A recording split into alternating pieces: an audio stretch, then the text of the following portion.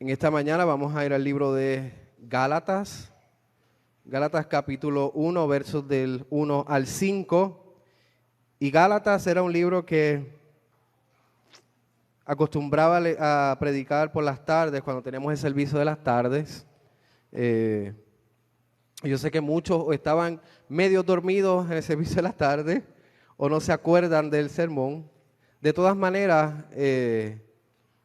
los sermones que he preparado no es basado en lo que estaban, así que yo no miré ninguna de las notas de los sermones pasados, sino que todas son nuevas, todas son de cero. Así que espero que sea de gran edificación para la iglesia. Imagínense que usted va al doctor y usted le pregunta al doctor, doctor, ¿realmente usted estudió medicina? ¿Realmente usted es médico? ¿Realmente usted fue a la escuela de medicina? Y usted pregunta esto porque hay ciertos grupos que están hablando de ese doctor, están hablando acerca de ese doctor y están diciendo, ese doctor realmente no es doctor, él no estudió, él es un doctor de pacotilla, no tiene ningún conocimiento. Y en el momento que le toca la cita, usted le hace esas preguntas al doctor, ¿realmente usted es médico? ¿Realmente usted fue a la escuela de medicina? ¿Realmente usted hizo internado? ¿Usted hizo práctica? ¿Realmente usted se graduó? Y el doctor en esos momentos le dice, querido paciente, yo fui a la escuela de medicina. Y saca el álbum de la escuela de medicina y le enseña todas las fotos de escuela de medicina. Y la esposa está de secretaria y la esposa le da testimonio de que él sí realmente fue a la escuela de medicina. Y luego él saca los diplomas y le enseña los diplomas y le demuestra en dónde hizo la residencia, en dónde hizo la práctica y hace cuánto está ejerciendo como doctor. Así que el doctor sacó todas sus credenciales, sacó todo su pedigrí de estudio en medicina. ¿Usted quedaría satisfecho con esa explicación? Yo entiendo que sí, luego de presentar todas las evidencias de estudio y testimonio de su esposa y los diplomas, quizás usted diga, pues sí, perdóneme doctor, usted realmente es un doctor de verdad, un médico de verdad. En esta ocasión nosotros vamos a ver a Pablo. Hay ciertos grupos que están señalando a Pablo como no un apóstol verdadero, no como un llamado, como un mensajero del Señor Jesucristo. Y están señalando que Pablo realmente no es apóstol. Y Pablo en su salutación, en su apertura de Gálatas, él comienza explicando que sí realmente él es apóstol, que sí realmente él fue llamado por el Señor Jesucristo. Pero no tan solo eso nos da la salutación, sino como un buen apóstol verdadero, en la apertura del libro de Gálatas, él también nos presenta el Evangelio, porque ese es el trabajo de un verdadero apóstol. Y luego que se termina la salutación, el lector puede quedar satisfecho de que realmente Pablo es apóstol del Señor Jesucristo. Nos ponemos de pie y buscamos Gálatas capítulo 1, versos del 1 al 5. Si su condición física se lo permite y no tiene ningún niño en sus brazos, puede ponerse de pie. De lo contrario, se puede quedar sentado. Y la palabra de Dios dice así: Pablo, apóstol, no de hombres ni por hombres, sino por Jesucristo y por Dios el Padre que lo resucitó de los muertos, y todos los hermanos que están conmigo, a las iglesias de Galacia, gracia y paz sean a vosotros, de Dios el Padre y de nuestro Señor Jesucristo, el cual se dio a sí mismo por nuestros pecados para librarnos del presente siglo malo, conforme a la voluntad de nuestro Dios y Padre, a quien sea la gloria por los siglos de los siglos. Amén. Pueden tomar asiento. En esta mañana vamos a ver a través de estos versos que Dios nos demuestra su gracia y paz por medio de Jesús, quien nos libra de este siglo malo para vivir una vida de adoración a Él. Dios nos demuestra su gracia y paz por medio de Jesús, quien nos libra de este siglo malo para vivir una vida en adoración a Él. Y he dividido este sermón, estos pasajes en 2 puntos. Si usted anota, puede anotar en 2 puntos. Versos del 1 al 2, el primer punto. Dios es quien da autoridad apostólica. Dios es quien da autoridad apostólica. Y el punto 2, verso del 3 verso del 3 al 5, Dios es quien da gracia y paz. Dios es quien da gracia y paz. Así que dicho estos puntos, vamos al verso 1. Dios es quien da autoridad apostólica. Fíjense que Pablo dice, Pablo, apóstol, no de hombres ni por hombres, sino por Jesucristo, por Dios el Padre que los resucitó de los muertos. Así que Dios es quien llama al apóstol. Dios es quien llama a los apóstoles. Y fíjense que Pablo comienza dando sus credenciales diciendo, no fui llamado de hombre, no fui enviado por hombre, ni de ninguna agencia de hombre, sino por el Señor Jesucristo y Dios Padre que lo resucitó de los muertos. Así que Pablo quiere que los lectores entiendan que él realmente es un verdadero apóstol. ¿Y qué es un apóstol? Quizás usted ha escuchado en la televisión, ha escuchado en la radio, gente que se levanta y dice, yo soy apóstol. Yo soy apóstol tal en San Juan, yo soy apóstol tal en Fajardo, y hay diversos apóstoles alrededor del mundo. Pero si usted lleva mucho tiempo en esta iglesia, usted sabe que no existen los apóstoles hoy día. No existen los apóstoles hoy día. Así que si usted entra a una iglesia y en el púlpito hay un apóstol, yo le aconsejo que usted salga corriendo de esa iglesia. Porque de entrada está diciendo mentira. No existen apóstoles. Aquí Pablo le está diciendo que es apóstol porque fue llamado por Dios, no por hombre, sino por Jesucristo y por Dios Padre que lo resucitó de los muertos. Así que todo ministro, no importa si es apóstol o es pastor, todo ministro tiene que haber sido llamado por Dios. Tiene que haber sido confirmado por la iglesia. Tiene que haber sido ordenado por una autoridad eclesiástica, una autoridad de una iglesia. Y tiene que haber sido enviado también por la iglesia. También hay muchos pastores que se levantan hoy día y de la nada dicen, yo soy pastor. Ajá, ¿quién te llamó? ¿Quién te ordenó? ¿Quién te impuso las manos para ser pastor? Nadie.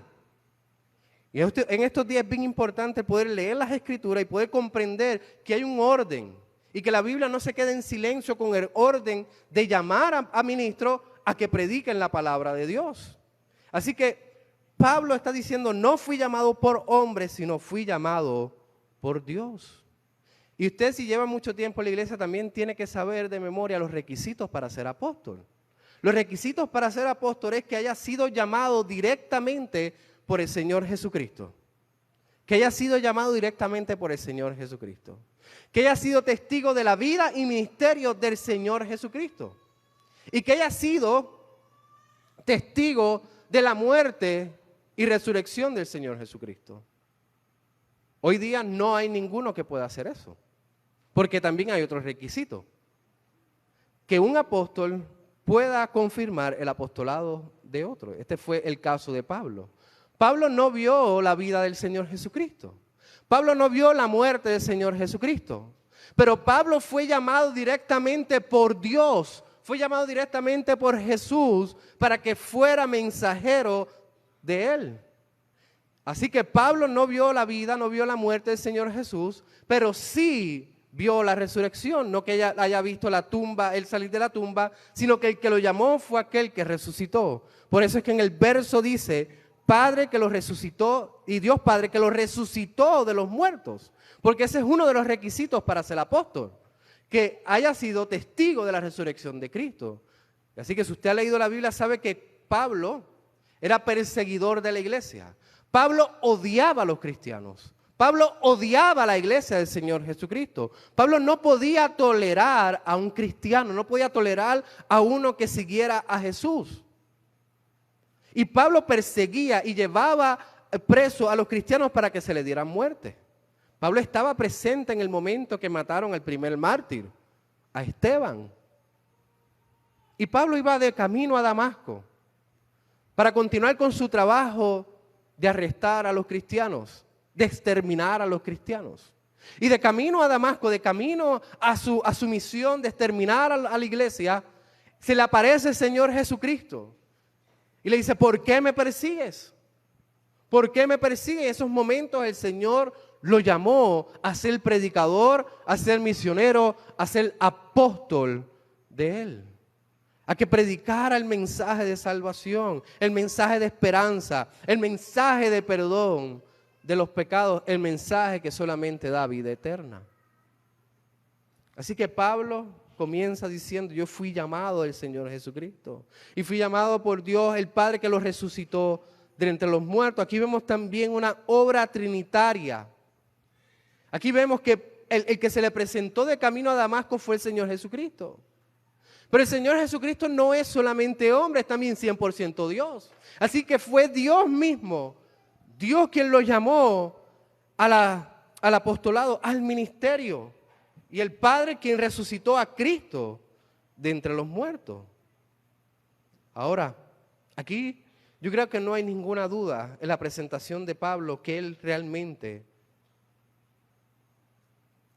es apóstol.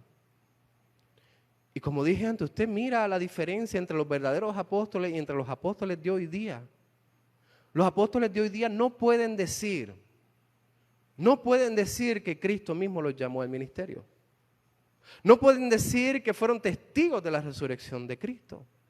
Y no pueden decir que un apóstol verdadero confirmó su llamado.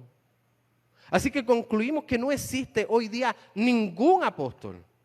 El último apóstol en vida fue Juan y el último apóstol llamado por Dios fue Pablo. Y aquí vemos que Pablo da las credenciales, no fui llamado por hombre. No fui llamado ni tan siquiera por mí mismo. Yo no tuve el deseo, tampoco la aspiración de ser apóstol. Yo perseguía a la iglesia. Fue Dios, fue Jesucristo quien me llamó a ser apóstol. ¿Y qué quiere decir esto de que Pablo es apóstol? Quiere decir que como apóstol nosotros como iglesia debemos escuchar sus enseñanzas. Debemos escuchar su mensaje. Debemos seguir la instrucción que Él le da a la iglesia como modelo a seguir. Porque Él es autoridad. Es tan autoridad que la encontramos en las Escrituras. La encontramos en la Biblia, sus cartas. Así que Pablo realmente es apóstol. Ahora, fíjense que esto de ser apóstol tampoco le sube los humos a Pablo en la cabeza. Pablo no iba caminando por el mundo diciendo, sírvanme, yo soy el apóstol, cocíname, vísteme, dame ropa, dame aviones, dame carros, dame lujos, hazme rico. Pablo no hace eso. Pablo no fue caminando en su ministerio buscando la riqueza. Pablo fue buscando a las almas perdidas. Pablo fue predicando el evangelio para que las ovejas de nuestro Señor vinieran a la salvación. Fíjense que esto lo vemos luego en el verso 2. Dice, y todos los hermanos que están conmigo. ¿Por qué Pablo incluye a los hermanos que están con él en su carta? ¿Por qué Pablo se molesta o se inclina a mencionarlos a ellos? Porque Pablo demuestra su humildad. Pablo no es aquel que va caminando a que le sirvan. Pablo es aquel que iba caminando para servir a la iglesia. Y él demuestra por medio de estas palabras que él no se ve más alto que sus hermanos, sino que él reconoce el trabajo de los hermanos que están alrededor de él. Él conoce que ellos también se sacrifican por el evangelio. Así que Pablo no era un pastor que estaba aislado a sus hermanos, mucho menos a aquellos que trabajaban con él. Pablo no estaba ajeno a la vida de sus hermanos. Pablo estaba pendiente a la vida de cada uno a quien él le predicaba, especialmente a aquellos que trabajaban con él. Y Pablo, como dije antes, no se veía más importante que sus hermanos. Y esto es importante, iglesia, que usted pueda identificar un pastor. El pastor es pecador. El pastor tiene muchas flaquezas. El pastor tiene muchas áreas en las cuales él debe de crecer en santidad y en conocimiento y en piedad. Pero es importante ver un pastor que no se vea más alto que las ovejas. Un pastor que no demuestre o dé a entender que él no necesita de la iglesia para vivir. Los pastores necesitan de la iglesia. Necesitan de los hermanos, necesitan estar en coinonía, necesitan estar en comunión, necesitan compartir y necesitan estar en ese calor de hermanos. De lo contrario, realmente no demuestra un amor por la oveja. Y si no demuestra un amor por las ovejas, quizás tampoco demuestra un amor ni aprecio por aquellos que trabajan con él mano a mano. Así que Pablo es ese hombre que estaba con ellos. Que realmente reconocía a sus colegas, a sus amigos, a sus hermanos, y lo veía no como alguien inferior a él, sino que veía que eran soldados en la batalla. Eran compañeros de guerra junto a él. Y estas palabras de Pablo realmente como pastor pues me tocan y me llevan a poder meditar y poder evaluarme, ¿he sido yo o he querido yo estar por encima de mis ovejas? ¿O he querido estar con ellos, alentándolos, animándolos y reconociendo su trabajo mano a mano conmigo? Y esto me anima, obviamente, a no ir a esos pensamientos. Pero fíjense que también luego en el verso 2, Pablo demuestra, escúcheme esto, Pablo demuestra que es presbiteriano. Pablo está demostrando que es presbiteriano. Fíjense que dice, déjame aclarar, en el tiempo de los apóstoles no existía ni bautista, ni presbiteriano, ni nada de eso, así que es un tipo de broma, pero vemos el modelo como se hace en la iglesia. Fíjense que Pablo dice, el verso 2, y las iglesias de Galacia. Él no dice, y la iglesia de Galacia. Él dice, y las iglesias de Galacia. Es una región romana. Las iglesias de Galacia. Cuando él menciona las iglesias de Galacia, en las iglesias de Galacia está Antioquía, Listra, Derbe e Iconio. Así que él está hablando de una región de iglesia. Él está hablando de un lugar. Y en lugar de referirse a diferentes iglesias, él la llama una iglesia. Como el presbiterianismo. Una región de iglesias. Nosotros pertenecemos a New Jersey y llamamos eso iglesia. Porque es un mismo sentir, es un mismo cuerpo, tienen un mismo fin. Es predicar el evangelio de salvación. Así que Pablo exhorta a las iglesias de Galacia porque hay un problema en las iglesias de Galacia. Y no voy a adelantarme al problema porque viene luego en la próxima semana. Hay un problema en las iglesias de Galacia. Él dice a la iglesia de Galacia. ¿Y qué quiere darle a las iglesias de Galacia? ¿Qué le quiere decir a las iglesias de Galacia? Él comienza diciendo, gracia y paz sean a vosotros. Así que vemos que este es el punto 2. Dios es quien da gracia y paz.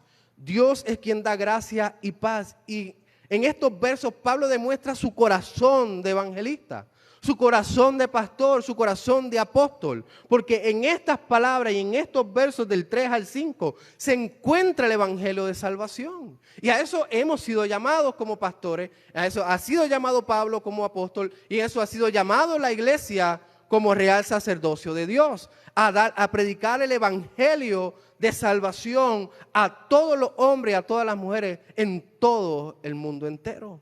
Este es el corazón, esta es la pasión de Pablo. Gracia y paz sean a vosotros, de Dios el Padre y de nuestro Señor Jesucristo. Así que debajo de este punto 2, de que Dios es quien da gracia y paz, les voy a dar 3 puntos. Así que debajo del punto 2 les voy a dar 3 puntos. Voy a decir los puntos y luego los voy a discutir. El primer punto, vamos a ver el beneficio del evangelio. Ese es el verso 3. El primer punto, el beneficio del evangelio. El segundo punto, el verso 4, el fundamento del evangelio. Y el verso 5, el resultado del evangelio. En el primer punto, el beneficio del evangelio. Dice gracia y paz. Aquí vemos la actitud de bondad, de amor de Dios con sus hijos. Este es el evangelio que otorga la gracia y paz a los pecadores por medio del Señor Jesucristo. Fíjense, dice gracia, porque Dios Padre, Dios en su esencia, la actitud de Dios es dar gracia. ¿Y cómo Él demostró la gracia? ¿Y qué es la gracia? La gracia es un regalo inmerecido a personas que no merecían la salvación. ¿Y quiénes no merecen la salvación? Todo aquel que nace de padre y madre por generación ordinaria no merece la salvación. Quiere decir que ningún ser humano que nace de padre y madre realmente nace con un don de gracia, un don de ser salvo, un don de ganar el favor de Dios. No, por la caída de nuestros padres, de Adán y Eva, todos nacemos en pecado. Todos nacemos con pensamientos pecaminosos. Todos nacemos con un corazón inclinado al pecado. Todos nacemos con un deleite al pecado. Y con un solo pecado que nosotros cometamos en nuestra vida, nos convertimos en pecadores. Y si somos pecadores, entonces hemos cometido desobediencia delante de nuestro Creador, quien es Dios. Y Dios quiere que nosotros tengamos gracia y paz. Dios demuestra su gracia en haber enviado a su Hijo Jesús a la cruz del Calvario. Gracia, Dios tiene gracia y consigue la paz por medio del Señor Jesucristo.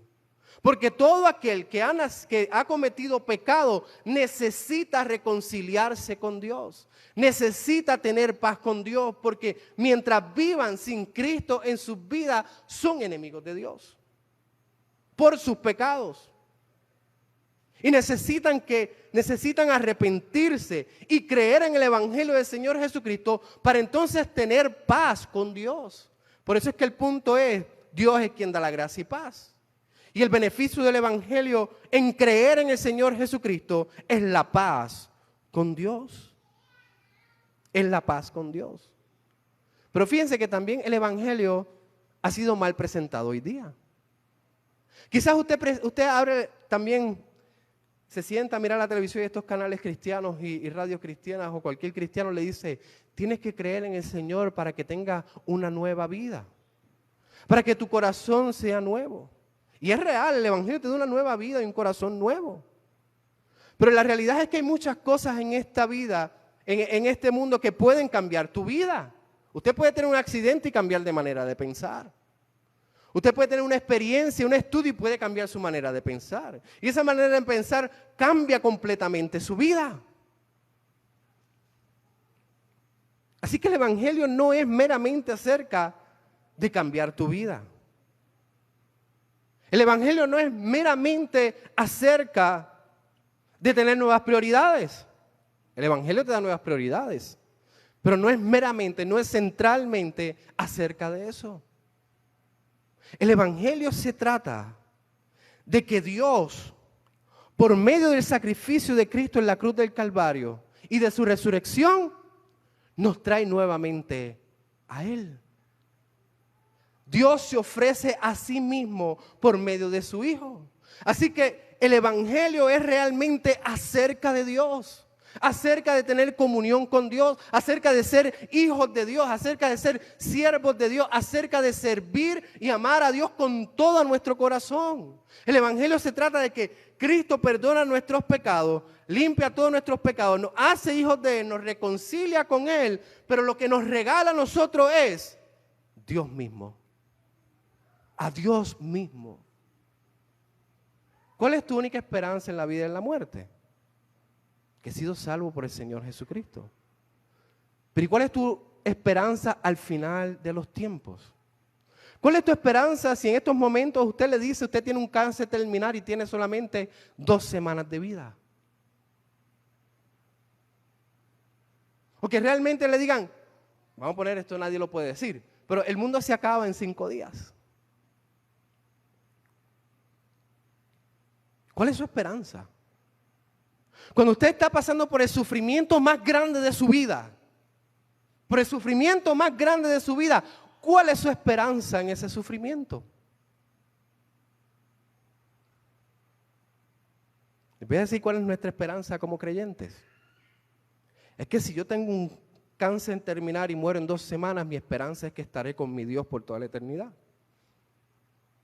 En medio del problema y del sufrimiento más grande, mi esperanza es que no estoy solo, sino que Dios está conmigo. Si el mundo se acaba en 5 días, mi esperanza es que pasaré a gloria con Él. Nuestra esperanza de salvación es que vamos a estar con nuestro Salvador, con nuestro Dios por toda la eternidad. Ese es el Evangelio, donde Dios nos salva, nos limpia, nos reconcilia, nos justifica, pero para estar con Él por toda la eternidad. Esa es nuestra esperanza. Esa es la gracia, esa es la paz de la que habla Pedro. ¿Y cuál es el fundamento del Evangelio? Y ya hablé de esto antes. El fundamento del Evangelio es el Hijo de Dios, quien se dio a sí mismo por nuestros pecados, dice el verso 4, el cual se dio a sí mismo por nuestros pecados para librarnos del del presente siglo malo. Cristo se dio a sí mismo. Cristo se interpuso. Él se paró en medio de la ira de Dios, del enojo de Dios. ¿Y cuál es el enojo de Dios? Todo aquel que ha pecado, que son todo el mundo, tiene el enojo de Dios. Tiene la ira de Dios. Y no puede hacer nada para retener esa ira de Dios. Pero Cristo se interpuso, se paró en medio de la ira de Dios y en medio de nosotros. Y Él absorbió la ira de Dios, Él absorbió el castigo que nuestros pecados merecían para darnos salvación, para darle salvación a todo aquel que confiesa que Cristo es Rey. Así es que Él recibió el enojo y este es el fundamento del Evangelio. Sino que también absorbió la ira, pero también nos libra de este siglo malo. ¿Y cuál es el siglo malo? Hay unas traducciones que usan el siglo malo como el mundo, usan la palabra mundo. Y no se refieren al mundo hecho por Dios, no se refieren a las montañas, a las nubes, a un buen plato de comida, no se refieren a unos descansos, no se refiere a nada de eso. Se refiere al mundo por aquello que está bajo el sistema de Satanás. Ese es el mundo. Por eso es que a veces usted escucha a los cristianos decir, no ames al mundo. Te estás comportando como el mundo. No es que te estás comportando como una montaña, es que te estás comportando como el sistema, te estás comportando como aquellos que no conocen a Dios, que no conocen a Cristo, que están en el sistema del mundo. Ese es el siglo malo. Y aún nosotros estamos en ese siglo malo. Fíjense lo que dice la lectura de la seguridad de perdón en nuestro boletín, en Colosenses 1, 13 al 14, dice, el cual nos ha librado de la potestad de las tinieblas y trasladado al reino de su amado Hijo, en quien tenemos redención por su sangre, el perdón de pecados. Así que cuando Cristo se entregó a sí mismo en la cruz del Calvario, también nos libró de este siglo malo.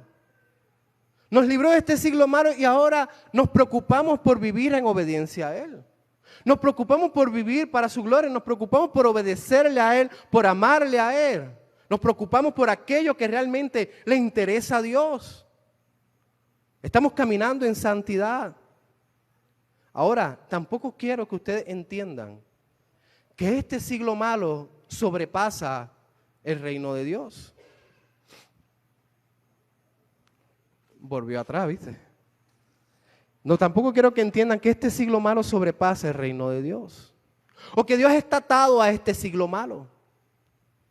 O que Dios se le debe a este siglo malo. No, Dios aún es soberano, es rey sobre todas las cosas.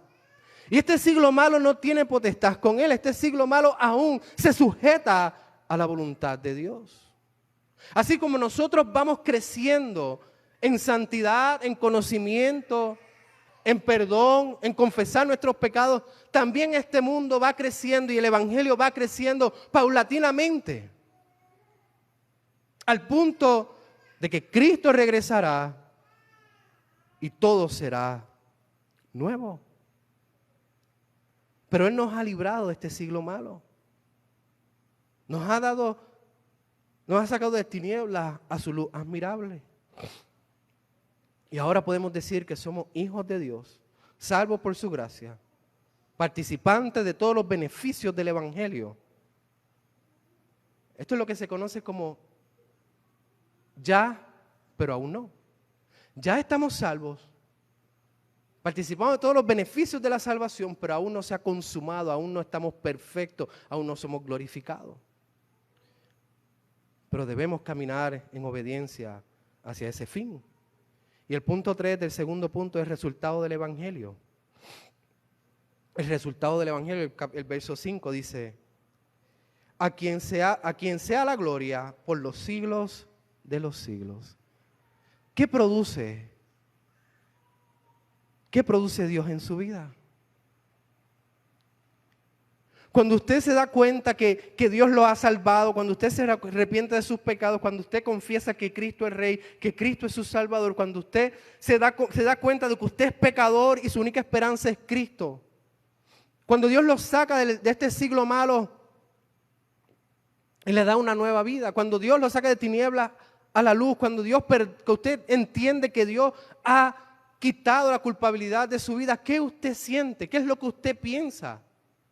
¿Cuál es la reacción? ¿Cuál es la reacción inmediata a eso? Es glorificar a Dios. Es glorificar a Dios. Es la doxología. La doxología es glorificar a Dios. Ese es el resultado del evangelio en nuestras vidas. Una vida cristiana, una vida en obediencia, una vida que ame, que luche en contra del pecado que aún queda en nosotros. Ese es el resultado del evangelio. Un andar, un caminar en adoración a Él. Porque la salvación produce gozo. ¿Quién soy yo para recibir la salvación? ¿Quién soy yo para haber sido perdonado de mis pecados? ¿Quién soy yo para confiar en que luego de esta vida hay una vida eterna en Cristo Jesús? ¿Quién me dio ese entendimiento? ¿Y qué hice yo para ganarlo? Absolutamente nada. Y cuando nosotros recibimos un regalo inmerecido, eso produce gozo. Eso produce alegría. Y el resultado del gozo y la alegría es adoración a Dios. Doxología, adoración a Dios. Pablo dice, a quien sea la gloria por los siglos de los siglos. Gloria a Dios por habernos perdonado, limpiado y darnos la seguridad de una vida eterna. Gloria a Dios solamente. Y la doxología no se trata simplemente de labios hacia afuera. Adorar a Dios no quiere decir que al final del servicio usted diga doxología. Que usted esté con su vecina y usted hable bonito acerca de Dios. Pero su corazón a lo mejor hay amargura, hay enojo, hay todo tipo de pecado. Adorar a Dios no es de labios para afuera solamente. Adorar a Dios es con nuestro diario vivir.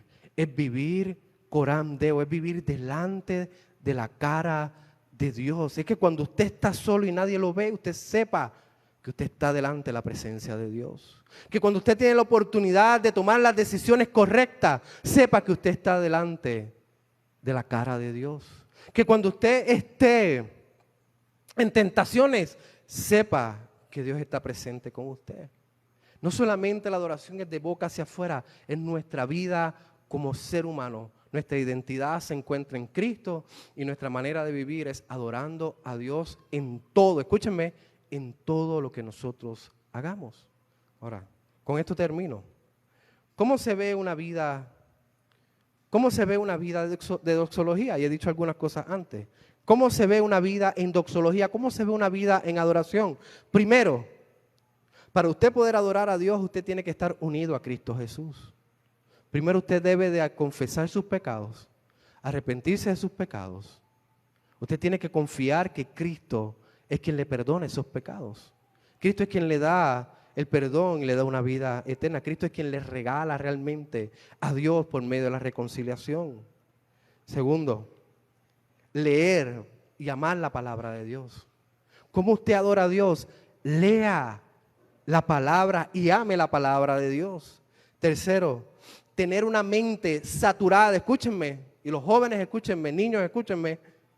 Para adorar a Dios se necesita una mente saturada de Cristo.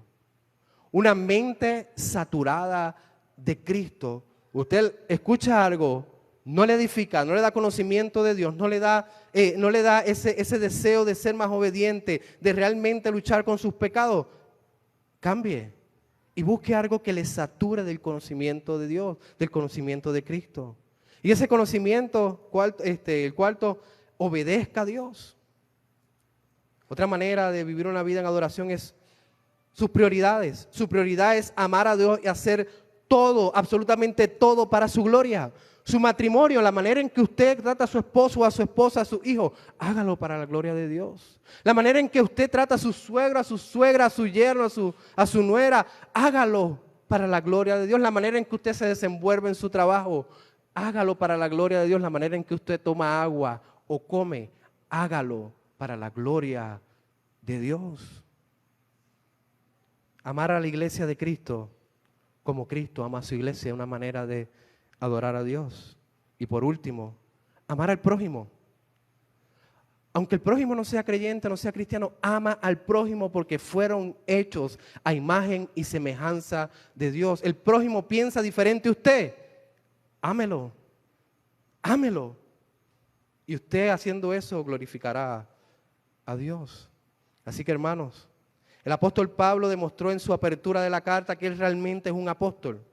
Que él no fue llamado por hombre ni agencia de hombre, sino que fue llamado directamente por Dios. Porque Dios es quien llama al apostolado, Dios es quien llama al hombre al ministerio, confirmado por la iglesia, enviado por la iglesia, ordenado por la iglesia. Pero también Dios es quien da la gracia y paz por medio del Señor Jesucristo.